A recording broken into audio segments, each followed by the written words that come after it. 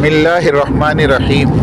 काशिफ अब्दुल्ला की कलम से 29 जनवरी सन 2025 को मुझे शेखुल इस्लाम मुफ्ती तकी उस्मानी साहब का बयान मिला जो हज़रत ने तबलीगी मरकज़ में किया था। इस बयान की खूबसूरती ये थी कि इसमें दोनों तरफ के लोग यानी शूरा और इमारत के लोग इस बयान को सुन रहे थे। मैंने हज़रत के बयान को बहुत गौर से सुना, जिसमें एक बात साफ नज़र आ रही थी और समझ आ रही थी कि तबलीग के इख्तिलाफ़ को ख़त्म करने के लिए हज़रत मुफ्ती तकी उस्मानी साहब शुरू दिन से लगे हुए हैं। हज़रत जो पाकिस्तान में रहते हैं और वहीं के बाशिंदे हैं, इससे ये भी साफ ज़ाहिर होता है कि हज़रत रायवंड मरकज़ की शूरा के हज़रात से शुरू दिन से राब्ते में है ताकि इस इख्तिलाफ़ को ख़त्म किया जा सके।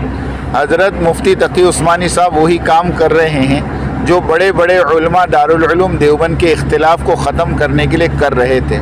उस ज़माने में भी बहुत से उलमा ने ऐसा ही दर्द भरा बयान दिया था, जिसमें कहा गया था कि अगर आज मौलाना कासिम नानोती रहमतुल्लाह अलैह ज़िंदा होते तो खून के आंसू रोते। मैं आप सबको ये बताना चाहता हूँ कि ये मुफ्ती तकी उस्मानी साहब का तारीख़ी बयान है। ये बयान सिर्फ़ आज के इख्तिलाफ़ के लिए नहीं बल्कि आने वाले ज़माने में होने वाले इख्तिलाफ़ के लिए भी है।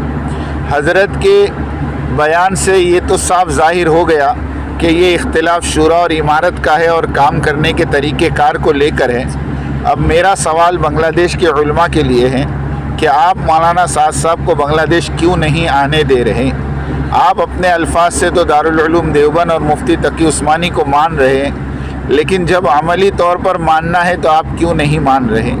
मुफ्ती साहब ने कह दिया कि जब दो जमातें आपस में नहीं मिल पा रही हैं तो वो अपना काम अपने अपने तरीके से करें। हज़रत मुफ्ती तकी उस्मानी साहब ने दारुल उलूम देवबंद के इख्तिलाफ़ करते हुए मिसाल देते हुए बताया कि शुरू में झगड़े हुए, लेकिन आखिरी मकसद दोनों का यही था कि तालीम देना। अगर कोई शख्स पूछे कि किस में जाऊँ पढ़ने तो यही कहा जाएगा कि दोनों में जाओ, लेकिन किसी को अपना दुश्मन न समझो। मैं शूरा के हज़रात से पूछना चाहता हूँ कि आप मुफ्ती साहब की बात पर अमल क्यों नहीं करते? आप इख्तिलाफ़ की जगह दुश्मनी कर रहे हैं। खुसूसन बांग्लादेश में मौलाना साद साहब को आने नहीं देते। ये ना सहाबा का अमल है ना ही हमारे अकाबरीन का अमल।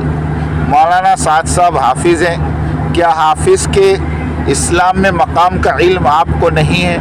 मौलाना साद साहब आलिम हैं। क्या आपको आलिम के मकाम का इल्म नहीं है?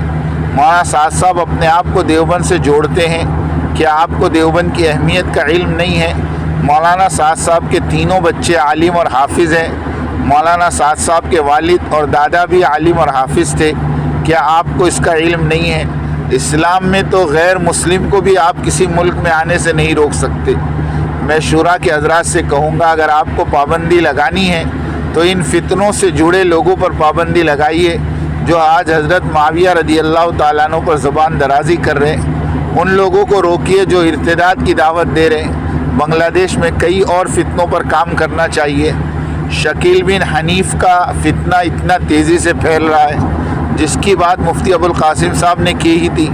क्या इस पर आप काम नहीं कर सकते? कादियानी का फितना फैल रहा है। अभी हाल ही में मुफ्ती अबुल कासिम साहब ने कहा था कि दारुल उलूम देवबंद के बड़े उस्ताद का बेटा इर्तिदाद का शिकार हो गया है। मैं शूरा के हज़रात से सवाल करता हूँ, क्या आप इस पर काम नहीं कर सकते? एक आलिम और हाफिज़ और देवबंद को मानने वाले का आप बांग्लादेश में दाखिला नहीं होने दे रहे। ये कहाँ का इंसाफ है? मेरी राय है कि मुफ्ती तकी उस्मानी साहब की बात मानिए। पहली बात कि आप एक हो जाएं, अगर एक नहीं हो सकते तो अपने अपने तरीके पर काम करें। और मेरी ज़ाती राय यह है कि दारुल उलूम देवबंद के फतवे का गलत इस्तेमाल न करें, क्योंकि देखा गया है और कई उलमाए कराम के खतूत हासिल हुए कि आप दारुल उलूम देवबंद का फ़तवा दिखाकर नऊज़ बिल्लाह कुफ्र का फ़तवा दे रहे हैं। वो फ़तवा दिखाकर लोगों को मस्जिद से निकाल रहे हैं। ये काम करना बंद करें। और ये देखा गया कि शूरा के हज़रात का दावा और अमल में बहुत फ़र्क है।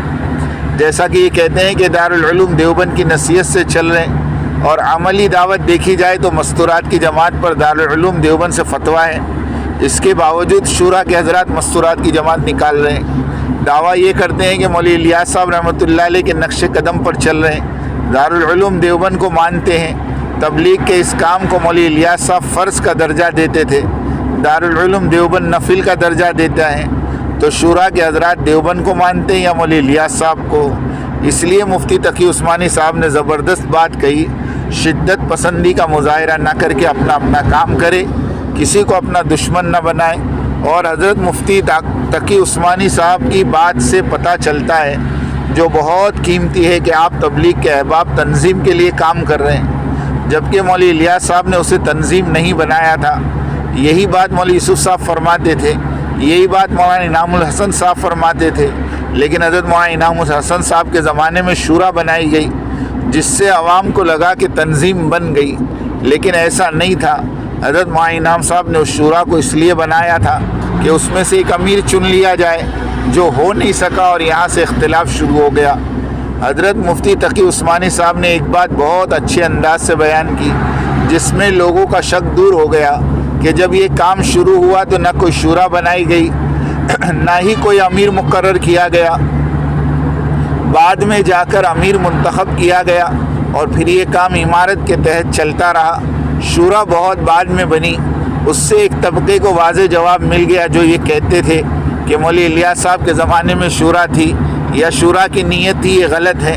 اور 94 سالہ افغانستان کے مولانا عمر صاحب دامت و برکاتہم نے بھی اپنے خط میں یہ لکھا تھا کہ جب مولانا یوسف صاحب کو امیر بنایا گیا تھا تو نظام الدین کے مرکز کے بڑے بڑے علماء نے نظام الدین کو چھوڑ دیا تھا، لیکن ان لوگوں نے اپنی جماعت نہیں بنائی تھی، اور اس زمانے میں سوشل میڈیا بھی نہیں تھا۔ مجھے لگتا ہے کہ تبلیغ کے احباب کو مولانا یوسف صاحب کے زمانے کے اختلافات کو جاننا چاہیے، اور یہ دیکھنا چاہیے کہ اس وقت کیسے سب کچھ ٹھیک ہو گیا تھا۔ اس طریقے سے آج بھی اختلافات کو ختم کیا جا سکتا ہے، اور جو اختلاف کرتے آ رہے ہیں وہ حضرت مولانا انعام صاحب کی شورا میں نہیں تھے، اور اسی شورا میں حضرت مولانا انعام صاحب نے مولانا سعد صاحب کو اپنی شورا میں شامل کیا تھا، جس سے پتہ چلتا ہے کہ وہ ممکنہ امیر تھے۔ یعنی شورا امیر چننے کے لیے بنائی گئی تھی، اور اسی شورا میں مولوی سعد صاحب تھے۔ اب جب کہ یہ اختلاف ختم نہیں ہو سکتا تو اب دونوں جماعتیں اپنا کام کرے۔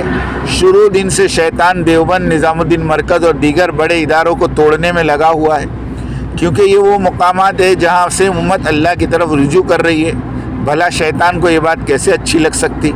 اس نے پوری کوشش کی کہ کسی طرح یہ ادارے ٹوٹ جائے تاکہ عوام علماء سے کٹ جائے، لیکن شیطان یہ نہیں جانتا تھا کہ اللہ ہر وقت اپنے کسی بندے کو کھڑا کر دیتا ہے جو اختلافات کو ختم کرتا ہے، یا ایسا راستہ نکالتا ہے جس سے شیطان کی کمر ٹوٹ جاتی۔ جیسے آج کے دور میں شیخ الاسلام مفتی تقی عثمانی صاحب کو اللہ نے کھڑا کیا، ایسی بات کہلوا دی جو ہمیشہ کام آنے والی ہے۔ اگر اس پر عمل کیا گیا تو جو تبلیغی جماعت ایک دن میں ایک جماعت کی تشکیل کرتی تھی، اب وہ 3 جماعتوں کی تشکیل دے سکیں گی، کیونکہ طاقت دگنی لگے گی۔ بس حضرت نے فرمایا نیت صرف اللہ کو خوش کرنے کی ہو، اور کسی کو تنظیم سے جوڑنے کی نہ ہو۔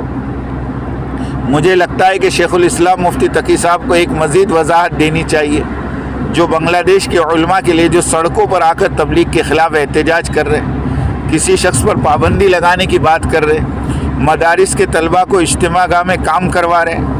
اگر حضرت اسی موضوع پر وضاحت دے دے تو بنگلہ دیش میں تبلیغ کا مسئلہ حل ہو جائے گا۔ مجھے معلوم ہے کہ حضرت کا ایک ایک لمحہ قیمتی ہے۔ آج حضرت کی وجہ سے ہم فائنانس میں ترقی کر رہے ہیں، دنیا کو فائنانس مینجمنٹ سمجھا رہے ہیں۔ آپ کا بھائی کاشف عبداللہ،